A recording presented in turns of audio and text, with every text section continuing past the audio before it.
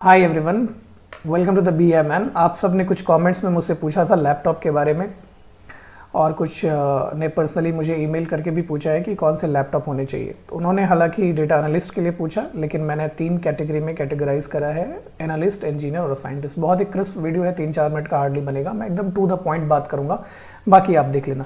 पहले तो ये समझो कि आपको लैपटॉप ना, जब आप जिस रोल में जाओगे जहाँ पे आपको एक लैपटॉप दे दिया जाएगा उस स्पेक का, जिस रोल में आप काम करेंगे, तो ऑफिस के लिए तो कोई टेंशन है नहीं है। क्या घर पे मुझे प्रैक्टिस करना है, तो प्रैक्टिस करने के लिए आपको अपना रोल डिफाइन करना पड़ेगा। अब मैं तीनों रोल के लिए बात करता हूँ।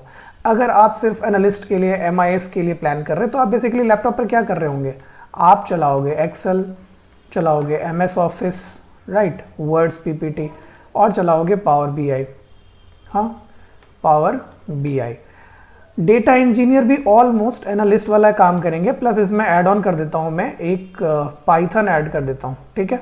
तो डेटा एनालिस्ट और इंजीनियर बाकी इन्हीं चीज़ों के ऊपर काम कर रहे होंगे, राइट। इससे ज़्यादा कुछ खास नहीं काम करेंगे। बट डेटा साइंटिस्ट एक थोड़ा सा आ जाता है, ये एल्गोरिदम वगैरह चलाते हैं, ठीक है। क्या चलाते हैं? एल्गोरिदम। इसमें क्या किया जाती है? Machine learning. मशीन लर्निंग पे जाते हो आप, डीप लर्निंग पे जाते हो, और फिर NLPs वगैरह पढ़ते हो। तो ये थोड़ा हाई एंड की लैपटॉप की ज़रूरत पड़ती है इनको। बाकी जो इंजीनियर और एनालिस्ट है, ट्रस्ट में, आप अगर कहीं और मतलब कोई बोल रहे हैं या कुछ आपको गाइड कर रहे हैं, तो आप देख लेना। इनसे ज़्यादा आप घर पे कुछ नहीं करने वाले हो, राइट। तो इसलिए आपको बहुत हाई एंड का मशीन या हाई एंड का लैपटॉप की ज़रूरत है नहीं। आप एक बेसिक लेकिन स्टैंडर्ड लेके जाओगे। अब आप ये सोचो कि अगर आप एनालिस्ट बन जाते हो, तो क्या आप इंजीनियर, आप डेटा साइंटिस्ट की तरफ मूव करोगे? तो ये आपको डिसाइड करना है। अगर आप इन फ्यूचर साइंटिस्ट के लिए प्लान कर रहे हैं, तो मैं ये लैपटॉप जो बताऊंगा वो आप कंसिडर करना। अदरवाइज अगर आप इंजीनियर या एनालिस्ट हो, तो इसके ऊपर आप रुक जाओगे, तो कोई प्रॉब्लम नहीं है, ठीक है। अभी मैं बताऊंगा आपको कि एनालिस्ट और इंजीनियर और साइंटिस्ट में क्या क्या फैक्टर्स हैं आपको देखने हैं। बहुत ही सिंपल है, और यहाँ पे बताता हूँ मैं आपको। देखिए, सबसे पहले आपको एक चीज़ बताता हूँ। 2 प्रोसेसर होता है, एक इंटेल जा सकते हैं या जा सकते हैं आप राइजन की तरफ। क्या क्या स्पेक चाहिए मैं बताता हूँ। इंटेल में आपने देखा होगा कुछ इस तरीके का लिखा होता है। एग्जाम्पल मैं ले रहा हूँ कि इंटेल कोर i7 और कुछ लिखा रहता है 13700H, या फिर यहाँ पे U दिखेगा आपको, या फिर दिखेगा P, फिर दिखेगा HX। तो ये वाला जो पार्ट है ना, यही इंपॉर्टेंट है, सबसे इंपॉर्टेंट है। पहला क्राइटेरिया हमारा क्या रहेगा? किस क्राइटेरिया पे हम डिसाइड, क्या क्राइटेरिया होना चाहिए हमारे लैपटॉप का? तो पहला हमें लेना है H सीरीज़। देखोगे ये जैसे है ना, यहाँ पे मैंने लिख रखा है U बिल्कुल नहीं लेना है, अवॉइड। ये क्या होता क्या है सर? तो देखो, एक होता है U, एक होता है P, फिर होता है H, और फिर होता है HX। U मीन्स होता है अल्ट्रा लो या अल्ट्रा पावर भी बोल सकते हो आप। ये मिनिमल यूजेस के लिए लोग लैपटॉप यूज़ करते हैं, ठीक है। तो यहाँ पे नहीं जाना है। P पावर एफिशिएंट बोल सकते हैं आप इसको, पावर एफिशिएंट। और जो ये हाई ना, हाई एफिशिएंट के लिए है, हाई एफिशिएंट। और HX जो है ना, एक्सट्रीम, ठीक है, एक्सट्रीम लेवल के लिए। तो हमें ना एक्सट्रीम पे जाना है, ना ज़्यादा एक्सट्रीम लो पे आना है। तो हमें क्या चलना है? H के साथ। तो पहला क्राइटेरिया हो गया सारा हमारा, H सीरीज़ का लैपटॉप होना चाहिए। दूसरा क्या होना चाहिए? मैं मिनिमम 16 GB का प्रेफर करूँगा कि RAM होना चाहिए, राइट। अगर थोड़ा बजट आपका कम है तो 8 GB भी आप ले सकते हो, ठीक है। बाद में देखना कि वो एक्सपेंडेबल होना चाहिए, राइट। ये दूसरा क्राइटेरिया हो गया। तीसरा आपका सबसे इंपॉर्टेंट, MS ऑफिस इसमें इनबिल्ट होना चाहिए। क्या होना चाहिए? MS ऑफिस इनबिल्ट होना चाहिए।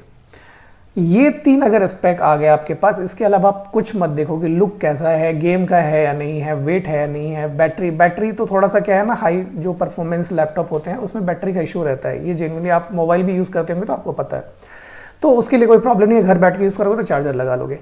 तो बस ये 3 क्राइटेरिया आपके है ना, तो आप ये जो है आप एनालिस्ट और इंजीनियर के लिए कर सकते हो, सफिशिएंट है आपके लिए। इसके अलावा कुछ मत सोचो, आप ज़्यादा टेंशन मत लो।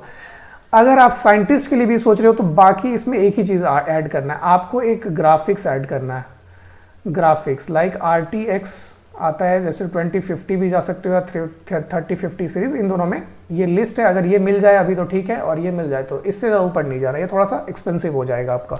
अप्रॉक्स 60 to 65 जो है ना, 60 and 65 के बीच में आपको कुछ आ जाएगा बजट। और ये जो मैं बता रहा हूँ ये 50, 45, 55, हार्डली 55, क्योंकि ये ऑफर्स के ऊपर डिपेंड कर रहे हैं। देखो आप 48,000 में भी ये सिर्फ आपको यू सीरीज़ का दे रहा है।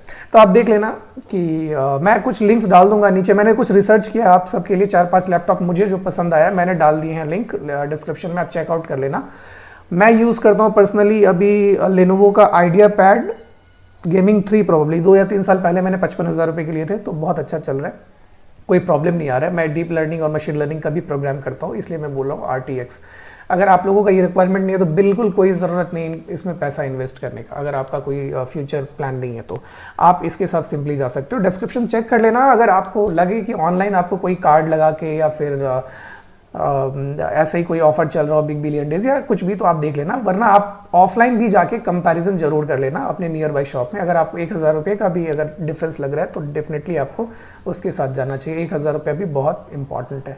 तो ज़्यादा इसमें टेक्निकलिटी में नहीं जाते, ये 3-4 क्राइटेरिया आप देख लेना और जो आपको सही लगे उसमें से ले लेना। तो बस ये वीडियो इतना ही तक था, ज़्यादा खींचने की कोई ज़रूरत नहीं है। अगर आपको समझ में आए तो आप उस अकॉर्डिंग जाइएगा। और आपको मैंने बता दिया क्या क्या कैटेगरी में किस तरीके के लैपटॉप का रिक्वायरमेंट है। तो आई होप कि आप ये समझ गए होंगे और आप एक राइट लैपटॉप मिनिमम इन्वेस्टमेंट में आप चूज़ कर सकते हैं। तो thank you so much for watching this video. Thank you, bye bye, take care.